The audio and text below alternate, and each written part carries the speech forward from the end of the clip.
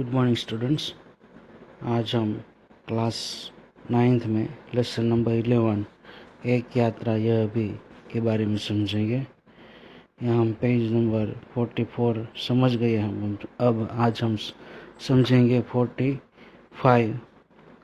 यहाँ लिखा है कि मुझे बाबूजी और पत्नी को अम्मा नाम से संबोधित करता रहा। यहाँ लेखक कहते हैं कि ये ऑटो वाला मुझे बाबूजी और मेरी पत्नी को अम्मा नाम से पुकारता था, बुलाता था। घूम घुमाकर होटल पर लौटे तो चाय पीने के लिए उसे भी कमरे में बुला लिया। हमने घूम कर आए और होटल पर पहुंचे तो उसको ऑटो वाले को चाय पीने के लिए कमरे में बुला लिया। वह बहुत संकोच के साथ आया। उसको संकोच हो रहा था वहाँ हमारे साथ चाय पीने में। ऐसा लेखक यहाँ कहते हैं। चाय पान के साथ हमारी पारिवारिक वार्ता शुरू हो गई। चाय पानी के साथ हमारे परिवार की बातचीत भी शुरू हो गई। पत्नी ने पूछा, बेटे तुम ग्वालियर के हो? मेरी पत्नी ने ऐसा ऑटो वाले को पूछा कि बेटे तुम ग्वालियर के रहने वाले हो? तो ऑटो वाले ने जवाब दिया कि नहीं अम्मा, मैं मूलतः आगरा का हूँ, मैं आगरा का हूँ। ऐसा ऑटो वाले ने उत्तर दिया। यहाँ आना पड़ गया। हमें लगा कि वह यह कहते कहते कुछ भर आया है, इसलिए चुप रहे। लेकिन वह स्वयं बोलने लगा कि आगरा में अपना घर है, माँ बाप तो बचपन में ही गुजर गए, बड़े भाई ने मेरी परवरिश की, भाई वकील है, मैं भी बीए पास हूँ, कोई नौकरी खोज रहा था कि ऐसा ऑटो वाले ने सब कुछ परिचय दिया। एक चुप्पी सी छा गई। वहाँ एकदम साइलेंस हो गया। हमें लगा कि इसके साथ कोई अवांछित घटना घटी है। हमें लेखक यहाँ कहते हैं कि हमें लगा कि ऑटो वाला के साथ कोई अवांछित घटना घटी है, कोई बुरा हुआ है। उसे छेड़ा नहीं, इसलिए हमें ज़्यादा पूछा नहीं। किंतु उसने फिर कहना शुरू किया कि मैं नौकरी की तलाश में इधर उधर भटक रहा था। फिर उसने कहा कि मैं नौकरी की तलाश में इधर उधर भटक रहा था। एक दिन भटक कर लौट रहा था कि रास्ते में एक परिचित लड़की मिल गई। मैं एक दिन भटक कर नौकरी की तलाश में वहाँ भटक रहा था और रास्ते में एक परिचित जान पहचान वाली लड़की मिल गई। बदहवास से खिखियाती हुई बोली, मोहन मुझे बचा लो। क्यों, क्या हुआ?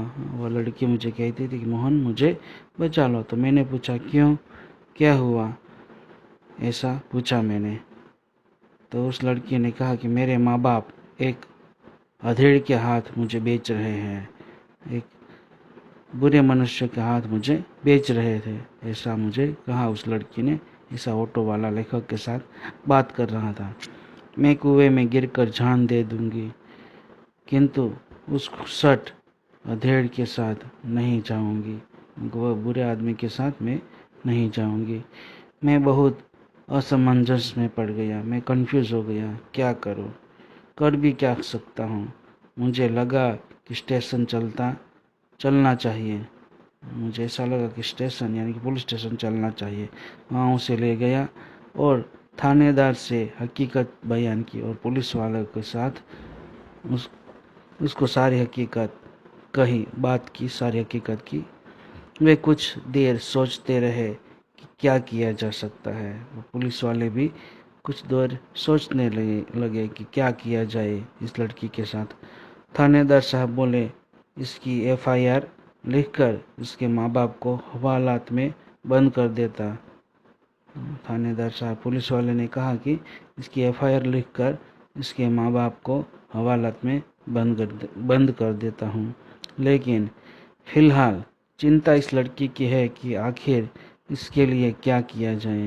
लेकिन फिलहाल चिंता इस लड़की की है कि आखिर इसके लिए क्या किया जाए।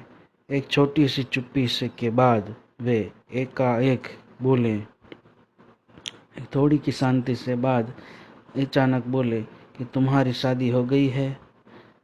मैंने न मैंने न मैं मैंने न मैं सिर हिलाया तो बोले, तुम इससे शादी क्यों नहीं कर लेते? इस पुलिस वाले ने ऐसा कहा मुझे। ऐसा ऑटो वाला बात कर रहा है लेखक के साथ कि पुलिस वाले ने मुझे पूछा कि तुम्हारी शादी हो गई है, तो मैंने कहा कि नहीं। तो पुलिस वाले ने कहा कि तुम इससे शादी क्यों नहीं कर लेते? मैं तो इस आकस्मिक प्रस्ताव से चकरा गया। अचानक ऐसा प्रस्ताव इस पुलिस वाले ने मेरे सामने रखा तो मैं घबरा गया, किंतु कुछ पल बाद लगा कि इसमें बुराई क्या है। लेकिन कुछ समय के बाद मुझे लगा कि इसमें बुरा क्या है इससे शादी करने का। मैंने कहा, सर इससे तो पूछ लीजिए। मैंने पुलिस वालों को पूछा कि इस लड़की को तो पूछ लीजिए। थानेदार ने उससे पूछा, पुलिस वाले ने उस लड़की से भी पूछा तो उसने स्वीकृति सूचक सिर हिला दिया। उस लड़की ने वो बात एक्सेप्ट कर ली, स्वीकार कर लिया उस बात का और हाँ कह दी। लेकिन क्या मोहन? पुलिस वाले ने कहा कि लेकिन क्या मोहन? यहाँ लिखा है कि थानेदार ने उससे पूछा तो उसने स्वीकृति सूचक सिर हिला दिया। लेकिन क्या मोहन? ऐसा उस लेखक ने पूछा कि तो तुमने लेकिन क्यों कहा? तो बाबूजी, लेकिन यह कि भाभी अपनी बहन से मेरी शादी करना चाहती रही। बाबूजी, लेकिन यह कि भाभी, मेरी भाभी जो है वो अपनी बहन से मेरी शादी कराना चाहती है। बात तय हो चुकी थी, बात भी फिक्स हो चुकी थी। फिर बाबूजी, मैंने सोचा। लेखक ने पूछा कि फिर तो ऑटो वाला ने कहा कि बाबूजी, मैंने सोचा भाभी जी की बहन से तो कोई भी अच्छा आदमी शादी कर लेगा। मैंने ऐसा सोचा कि भाभी जी की बहन के साथ तो कोई भी अच्छा आदमी शादी कर लेगा। वहाँ कोई संकट नहीं है, वहाँ कोई मुश्किल ही नहीं है। लेकिन इस लड़की की तो ज़िंदगी खतरे में है। मैंने तो सोचा लेकिन इस लड़की की ज़िंदगी तो खतरे में है, मुश्किलों में है। लड़की सुंदर भी है, ये परिचित भी है और सबसे अहम बात, अच्छी बात यह कि यह संकट में है। मगर सबसे बड़ी बात तो यह है कि यह मुश्किल में है, तकलीफ में है। इससे विवाह करना प्रीतिकर भी होगा और मानवीय भी। इससे विवाह करना, शादी करना अच्छा भी होगा और मानवीय भी होगा। लेकिन बाबूजी ने ऐसा, यानी लेखक ने ऐसा पूछा कि फिर से लेकिन? हाँ, अब समस्या यह है कि विवाह एकदम तो न हो जाएगा। ऑटो वाला ने कहा कि शादी एकदम से जल्दी तो नहीं हो जाएगी। यदि लड़की घर गई तो फिर वही बेच दिए जाने का संकट। अगर लड़की फिर से घर गई तो फिर से वह बेच देने जाने का संकट। मैं साथ ले जाऊं तो भैया भाभी तो नाराज होंगे ही। इसके माँ बाप मेरे ऊपर लड़की भगाने का केस कर देंगे। अगर मैं इस लड़की को साथ ले जाऊंगा मेरे साथ तो भैया भाभी तो नाराज होंगे मुझसे। इसके माँ बाप मेरे ऊपर लड़की भगाने का केस भी कर सकते हैं। ऐसा उस ऑटो वालों ने लेखक से कहा। जब मैंने थानेदार के सामने यह समस्या रखी तो वे बोले, कुछ दिन के पहले ही इसे नारी निकेतन में रखवा देता हूँ। पुलिस वाले ने कहा, जब मैंने थानेदार या पुलिस वाले के सामने यह मुश्किल रखी तो पुलिस वाले ने कहा, कुछ दिनों के लिए उसको नारी निकेतन में रखवा देते हूँ। लड़की से माँ बाप के खिलाफ शिकायत लिखवा कर रख लेता हूँ। लड़की से माँ बाप के खिलाफ, माँ बाप के विरुद्ध में शिकायत, कंप्लेन लिखकर रख लेते हैं 15 दिन बाद उन्होंने मंदिर में उससे मेरी शादी करवा दी। 15 दिन के बाद पुलिस वालों ने मंदिर में मेरी शादी करवा दी उस लड़की से। मैंने कहा कि मोहन, ऐसे थानेदार कहाँ होते हैं। लेखक ने कहा कि मोहन, ऐसे पुलिस वाले कहाँ होते हैं। मुझे तो इस घटना पर विश्वास ही नहीं हो रहा है।